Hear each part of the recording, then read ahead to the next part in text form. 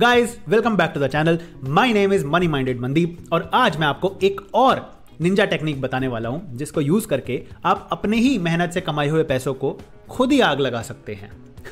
तो प्लान एक ही है एट द रूट, बट इसके कंपनी ने अलग अलग वर्जन्स बना रखे हैं और अलग अलग नामों से पुकारा जाता है और आपको हर लाइफ इंश्योरेंस कंपनी में ये प्लान मिल जाएंगे। For example endowment plan. अब कभी कभी ऐसा होता है कि कस्टमर को डिक्शनरी में जाके चेक करना पड़ता है एंडोमेंट का मतलब क्या है, तो कंपनी ने सोचा कि हमको कुछ ऐसा नाम रखना चाहिए जिसको सुनते ही लोग बावले हो जाएं। तो नाम रख दिया गारंटीड मैच्योरिटी, फिर guaranteed life long income, double income, money back plan या फिर संचय माइनस और अश्योर्ड वेल्थ प्लान, जिसमें वेल्थ को छोड़ के सब अश्योर्ड है और इसकी गारंटी मैं लेता हूं।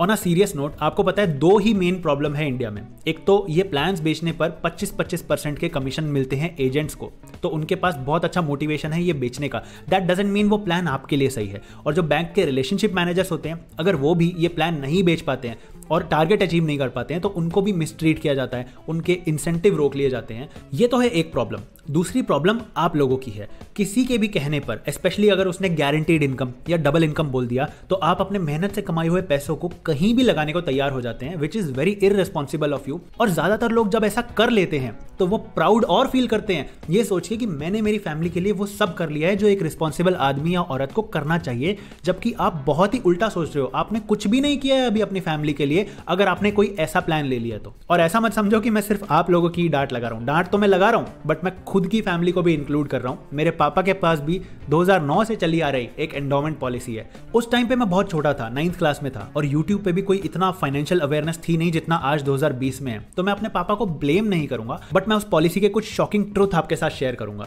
अभी ऐसी सिचुएशन है कि मैंने वो बंद कर दी तो 1 लाख रुपए का नुकसान है, और फिर ये भी बताऊंगा कि क्या मैं 1 लाख का नुकसान उठाकर भी इसको बंद करवाना चाहता हूं या अब इसको कंटिन्यू करवाना पड़ेगा। तो मेरा बायस तो आपको क्लियर है, I am 100% against these policies, but फिर भी ट्रांसपेरेंसी के साथ मैं आपके सामने सारे फैक्ट्स रखूंगा। उसके बाद मुझे आपसे एक बहुत इंपॉर्टेंट बात करनी है, और ये मेरे फ्यूचर का सवाल नहीं, आपके फ्यूचर का सवाल है। बट फर्स्ट थिंग फर्स्ट, पहले समझते हैं what is endowment, money back, guaranteed income, double income, blah blah blah, all the plans. तो ये सारे के सारे प्लान्स आपको कोई ना कोई इंश्योरेंस कंपनी देती है। अब इंश्योरेंस कंपनी दे रही है तो इन प्लान्स में एक लाइफ इंश्योरेंस कंपोनेंट आपको जरूर मिलेगा, और साथ में इन्होंने कॉम्बो बना दिया इन्वेस्टमेंट को जोड़कर। अब जैसे कोल्ड कॉफी विद आइसक्रीम होती है, वेरी हार्ड टू से नो टू, वैसे ही इंश्योरेंस प्लस इन्वेस्टमेंट होता है। ये यूलिप से कैसे डिफरेंट है? मैंने आपको यूलिप के वीडियो में बताया था कि जो भी आपका इन्वेस्टमेंट है वो मार्केट लिंक्ड है, मतलब वो फंड जैसा परफॉर्म करेगा उस हिसाब से आपके रिटर्न्स बनेंगे। बट यहाँ पे आपको जो मिलने वाला अमाउंट है वो पहले से डिसाइडेड है, क्योंकि इसमें लिखा है गारंटीड इनकम, डबल इनकम। तो आपको पहले दिन से ये पता होता है कि मैच्योरिटी पे आपको क्या मिलने वाला है। और साथ में एजेंट डालेगा 2 चेरीज ऑन टॉप। नंबर 1, ये टैक्स फ्री इन्वेस्टमेंट है। नंबर 2, सर ये गारंटीड इनकम तो है ही है, बट साथ में कंपनी एनुअल बोनस भी डिक्लेयर करती है, तो जो भी आपको अमाउंट मिलेगा वो इस गारंटीड अमाउंट से एनीवे बहुत ज्यादा होगा, बहुत ज्यादा सर। तो 1 by 1 करके सारे पॉइंट देखेंगे। सबसे पहले बात करते हैं लाइफ इंश्योरेंस वाले कंपोनेंट की। और जब भी लाइफ इंश्योरेंस की बात आती है, मैंने आपको 2-3 बार बता दिया है ऑलरेडी, आपको अपने आप से बस एक सवाल पूछना है कि मैं कल मर गया तो मेरी फैमिली को कितना पैसा चाहिए, वेरी ब्लंटली। और इसका आंसर है आप जितना 1 साल में कमाते हो आफ्टर टैक्स, यानी आपके जो हाथ में पैसा आता है 1 साल में, उसका मिनिमम 10 टाइम्स। मतलब आप अगर 10 लाख रुपए कमा रहे हो तो आपके पास 1 करोड़ का लाइफ कवर होना चाहिए। मैक्सिमम आप जा सकते हो 25 गुना, यानी 2.5 करोड़ तक, डिपेंडिंग ऑन कितना प्रीमियम आप अफोर्ड कर सकते हो। बट हर इंसान जो 10 लाख कमाता है उसको मिनिमम 1 करोड़ का इंश्योरेंस लेना चाहिए, ताकि अगर कल को उसकी डेथ हो जाए तो फैमिली सेम लाइफस्टाइल मेंटेन कर सकती है आने वाले 10 सालों तक। बच्चे आराम से स्कूल जाते रहेंगे, घर का खर्चा आराम से चलता रहेगा। अब मैं आपको जरा ये दिखाता हूं कि इन एंडोमेंट प्लान्स और मनी बैक प्लान्स में कितना लाइफ कवर आपको मिल रहा है और उसके बदले कितना प्रीमियम पे करना पड़ेगा आपको। तो मैंने खोला है HDFC लाइफ का संचय प्लस प्लान, जो कि काफी फेमस है, और मुझे फ्रैंकली ऐसा लगता है कि यहाँ पे प्लस की जगह माइनस होना चाहिए। यहाँ पे मिनिमम प्रीमियम तो 30,000 रुपए है, बट मैं टाइप कर देता हूँ चलो 50,000 रुपए, थोड़ा सा लगना चाहिए यार, अमीरी वाली फील आनी चाहिए। व्यू बेनिफिट्स पे जाएंगे तो ये मुझे बता रहा है कि अगर मैं 1 साल में 50,000 रुपए का प्रीमियम दूंगा तो मेरा जो सम अश्योर्ड है वो 6.5 लाख रुपए है। सर ये लाइफ कवर नहीं है, ये बहुत बड़ा एहसान है जो ये कंपनी मुझ पर कर रही है। क्या कीजिएगा आप इतनी धनराशि का? तो पॉइंट नंबर 1, अगर मुझे 1 करोड़ का इंश्योरेंस चाहिए तो this is nowhere close to that amount. Point number 2, ये बहुत एक्सपेंसिव इंश्योरेंस है, क्योंकि अगर आप 25 साल के हो और आपको 1 करोड़ का इंश्योरेंस चाहिए टर्म प्लान में, तो आपको एनुअल प्रीमियम देना पड़ेगा मात्र 10 से 12 हजार रुपए, और ये उसका 5 गुना प्रीमियम है। और यहाँ पर एक छोटा सा मॉडिफिकेशन है, ये कह रहे हैं कि अगर मैं 44 की एज में मर जाऊंगा तो मुझे 12.5 लाख रुपए मिलेंगे, और अगर मैं जल्दी मरा तो मुझे 6.5 लाख रुपए मिलेंगे। एज इफ कि मैं डिसाइड करके मरूंगा मेरे को कौन सी एज में मरना है। और ये एज के साथ जो आपका मैच्योरिटी अमाउंट बढ़ रहा है वो इसलिए नहीं बढ़ रहा है क्योंकि आपका लाइफ कवर ये बढ़ा रहे हैं, ये इसलिए बढ़ रहा है क्योंकि ये कॉम्बो प्लान है, इसमें आपका इन्वेस्टमेंट भी है, तो जितना लेट डेथ होगी उस हिसाब से जो अमाउंट बनेगा वो मिलेगा डेथ पे। ये मेरे पापा का मैक्स लाइफ का एंडोमेंट प्लान है, इसका एनुअल प्रीमियम है 20,000 रुपए और इसमें लाइफ कवर मिल रहा है मात्र 2,14,000 रुपए। लाइफ कवर नहीं, एहसान है। अब आप सोच रहे हो कि इन प्लान्स में लाइफ इंश्योरेंस इतना महंगा क्यों है? इसका जवाब सिर्फ वन वर्ड में दे सकता हूं मैं, ग्रीड, लालच, कंपनीज का लालच। क्योंकि IRDA के रेगुलेशन के हिसाब से आप एनुअल प्रीमियम का मिनिमम 10 टाइम्स कवर तो दोगे ही दोगे हर कस्टमर को। तो आपसे अगर कंपनी 20,000 चार्ज कर रही है तो 2 लाख 3 लाख रुपए का कवर दे देगी, बट मैक्सिमम अभी भी उनके हाथ में है और वो इतना पैसा लेने के बाद भी आपको ढंग का लाइफ इंश्योरेंस कवर नहीं देते हैं। तो इंश्योरेंस कंपोनेंट का कंक्लूजन मैं सिर्फ एक वर्ड में बोल सकता हूं। तो अब बात करते हैं इन्वेस्टमेंट वाले कंपोनेंट की, और उसके लिए मैं आपको एग्जांपल के लिए दिखाऊंगा max life guaranteed income plan. HDFC का भी दिखाऊंगा, बट पहले ये समझते हैं। और यहां पर इन्होंने इलस्ट्रेशन दे रखा है एक कि अगर कोई इंसान 1 लाख रुपए का प्रीमियम भरेगा 12 सालों तक तो उसको 13वें साल से 1,31,000 मिलना स्टार्ट हो जाएगा और उसको 18वें साल से 2,62,000 मिलना स्टार्ट हो जाएगा, यानी उसका जस्ट डबल। और उसको लास्ट ईयर जो कि 22nd ईयर होगा उसमें उसको ना सिर्फ 2,62,000 मिलेंगे बल्कि 2 लाख रुपए एडिशनल भी मिलेंगे। तो आपने 12 लाख का इन्वेस्टमेंट किया और आपको जो रिटर्न मिल रहा है मैच्योरिटी तक वो 21,70,000 रुपए के आसपास मिल रहा है। तो यहां पर दो चीजें हैं, एक तो ये अमाउंट फिक्स है, इंसान को पहले से पता है कि 13th ईयर में कितना मिलेगा, 17th ईयर में कितना मिलेगा, और दूसरा ये कि पैसा ऑलमोस्ट डबल हो रहा है। तो लोगों को पता नहीं बहुत खुशी हो जाती है ये जान के कि वाह पैसा डबल हो गया। और जो आपको सोचना चाहिए वो नहीं सोचते, वो है रेट ऑफ रिटर्न। आपका पैसा आप कहीं भी डाल रहे हो तो वो कितने % से ग्रो हो रहा है ये आपको पता होना चाहिए, और इसके लिए आपको कैलकुलेट करना पड़ेगा इंटरनल रेट ऑफ रिटर्न, जिसको बोलते हैं IRR। और IRR निकालने के लिए आपको चलना पड़ेगा एक्सेल में। मैंने यहाँ पर 1 से 12 साल तक -1 लाख लिखा है। -1 लाख क्यों लिखा है? क्योंकि मेरी जेब से पैसा जा रहा है हर साल।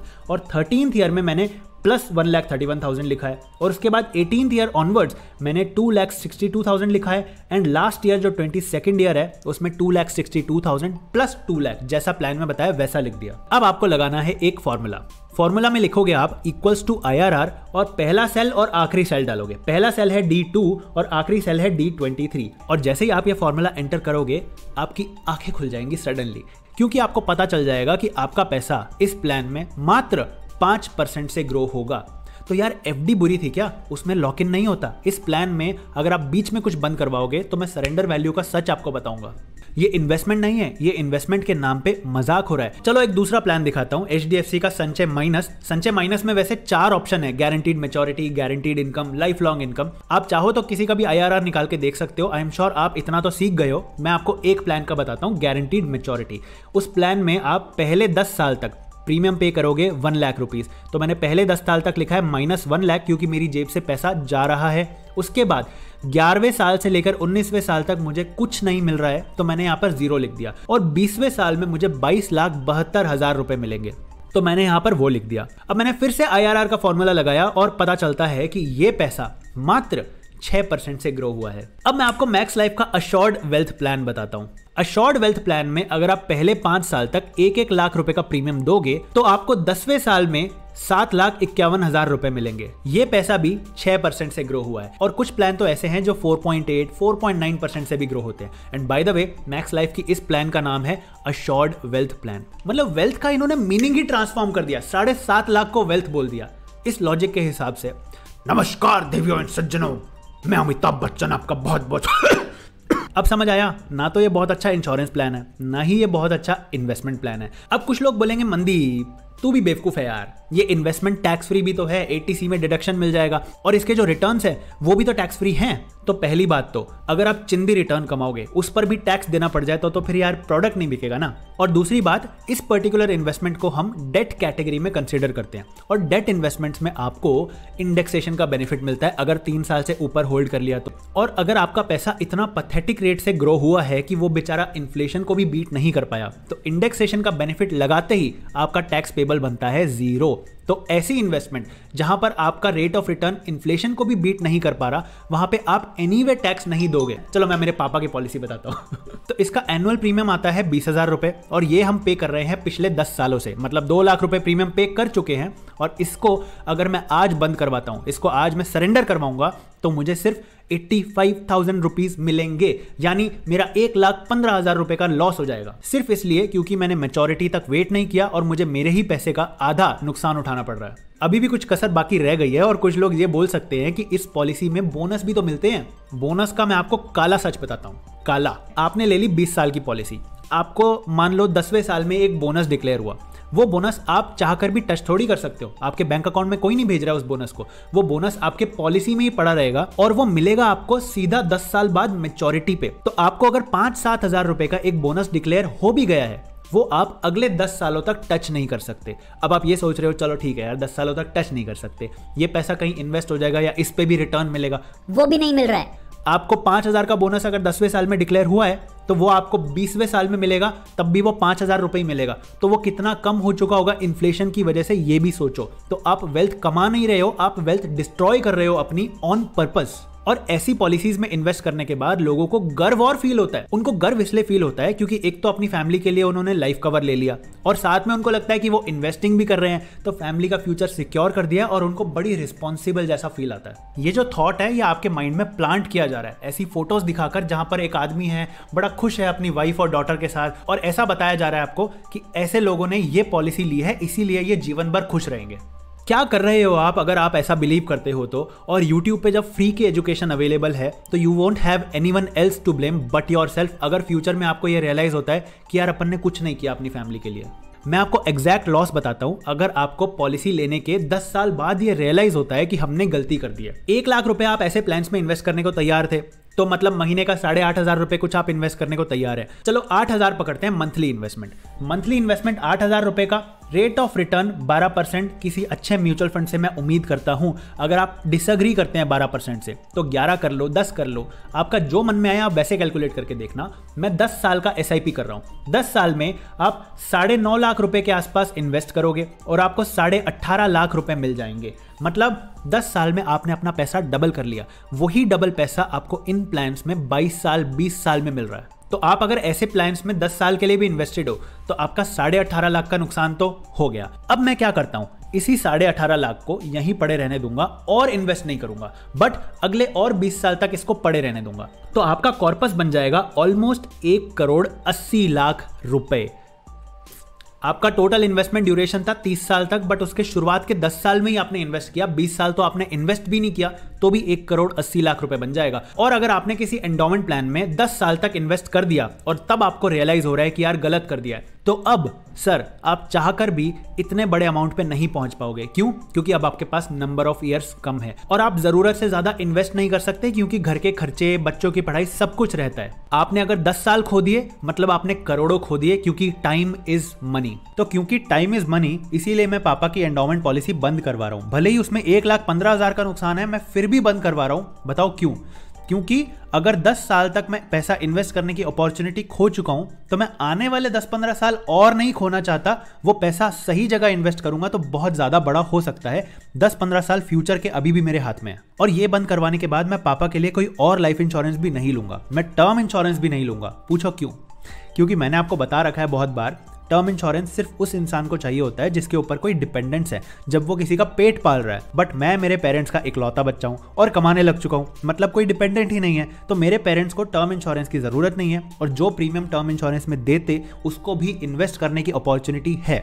इसीलिए मैं आपको बार बार बोलता हूं कि थोड़ा रुको और सोचो कि आपको चाहिए क्या। और अगर आपको लगता है कि आपके ऊपर कोई डिपेंडेंट है और आपको एक लाइफ इंश्योरेंस चाहिए तो दुनिया का बेस्ट इंश्योरेंस है टर्म इंश्योरेंस, उसके अलावा आपको कहीं नहीं देखना चाहिए। और दूसरा जो नुकसान है वो आपकी एज में है। अब आप 10 साल ओल्ड हो चुके हो, अब आप कोई टर्म प्लान लेने जाओगे तो आपको महंगा मिलेगा। So the final question arrives, what should you do? अगर आप ये वाले प्लान्स नहीं लेते हैं तो करना क्या चाहिए? उसके लिए मैं आपको बहुत ही सिंपल स्टेप्स बताऊंगा। तो नंबर 1 प्रायोरिटी आपकी एज अ फैमिली मेंबर होनी चाहिए फैमिली की सिक्योरिटी। अगर कल को आपको कुछ हो जाए तो फैमिली को पैसा मिलना चाहिए, तो आपकी नंबर 1 प्रायोरिटी होनी चाहिए अपने लिए एक टर्म इंश्योरेंस लेना, क्योंकि उससे सस्ता और कोई लाइफ इंश्योरेंस आपको पूरी दुनिया में नहीं मिलेगा। 1-1.5 करोड़ का इंश्योरेंस आप 10 से 15,000 रुपए के एनुअल प्रीमियम में ले सकते हैं। लाइफ इंश्योरेंस सॉर्टेड, उसके बाद चाहिए आपको हेल्थ इंश्योरेंस, क्योंकि बीमारी बताकर नहीं आएगी और वैसे भी आजकल हम कुछ ज्यादा ही पिज़्ज़े खा रहे हैं और ऐसे में जब हॉस्पिटल्स के बिल लाखों रुपए में आ रहे हैं तो आपको उस टाइम पर भी फाइनेंशियल हेल्प जरूर चाहिए। ये लेने के बाद प्रायोरिटी होनी चाहिए एक इमरजेंसी फंड। कल को नौकरी चली जाए तो आप खर्चे कैसे करोगे घर के, तो आपको एक अलग फंड बनाना चाहिए जिसमें आपकी 6 महीने की सैलरी के बराबर पैसा हमेशा वहां पड़ा होना चाहिए। उस पैसे को आप इन्वेस्ट मत करो, बस अपने पास रखो, चाहे तो उसकी एफडी करवा दो या लिक्विड फंड में डाल दो। डाइवर्सिफाइड इन्वेस्टिंग, उसके लिए भले ही किसी प्रोफेशनल को पैसा देके प्लान बनवाना पड़े, प्लीज बनवाओ, बट हमेशा डाइवर्सिफाइड इन्वेस्टिंग करो। मतलब कुछ पैसा स्टॉक्स में, कुछ म्यूचुअल फंड में, कुछ डेट में, कुछ एनपीएस में, जो आपकी गोल्स और नीड्स को फुलफिल करेगा वैसे, बट हमेशा कुछ पैसा स्टॉक्स में होना चाहिए। क्यों? क्योंकि कुछ लोगों ने ना पिछले वीडियो में डिसएग्री किया था कि आप 12% रिटर्न कैसे एक्सपेक्ट कर रहे हो।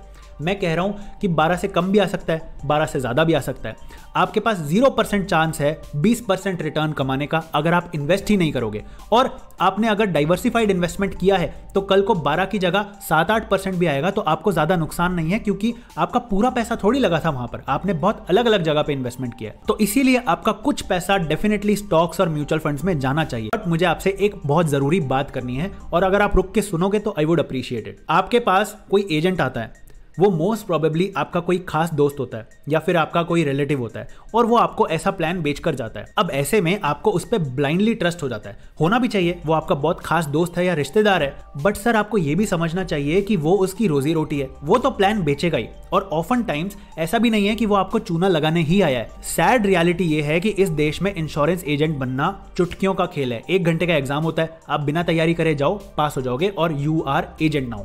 फिर जब इन फ्रेशर्स की ट्रेनिंग चल रही होती है तो इनको ट्रेनिंग में स्पेसिफिक इंस्ट्रक्शंस दी जाती है कि तुम टर्म प्लान नहीं बेचोगे क्योंकि उसमें कमीशन बहुत कम है। उल्टा उनको झूठ बोले जाते हैं कि टर्म प्लान तो कस्टमर के लिए होते ही बेकार है, तुम एंडोमेंट बेचो, यूलिप बेचो, मनी बैक बेचो, उसमें तुम्हारा भी कमीशन अच्छा है और कस्टमर के लिए भी अच्छा है। ये मैं नहीं बोल रहा हूं, ये रियल लाइफ एक्सपीरियंस है एक इंश्योरेंस एजेंट का जिसने कॉमेंट करके हमें पुराने वीडियो में ये बताया था। उस बंदे ने 4 महीने में अपनी जॉब भी छोड़ दी थी। मतलब 99% ऑफ द टाइम अगर आपका रिश्तेदार भी एज एन एजेंट आपके पास ये प्लान लेकर आता है तो ऐसा नहीं है कि वो आपको चूना लगा रहा है, उस बेचारे को खुद भी नहीं पता है कि इस प्लान की असलियत ये है और वो अपनी फैमिली के लिए, अपने लिए भी ऐसे ऐसे प्लान ही लेते। मैं मिलता हूं बहुत जल्द आपसे एक और नए वीडियो में। तब तक के लिए आप अगर इंस्टाग्राम पे नहीं आए हो तो फटाफट आ जाओ यार, थोड़ी बहुत भसड़ उधर भी चलती रहती है। बाय।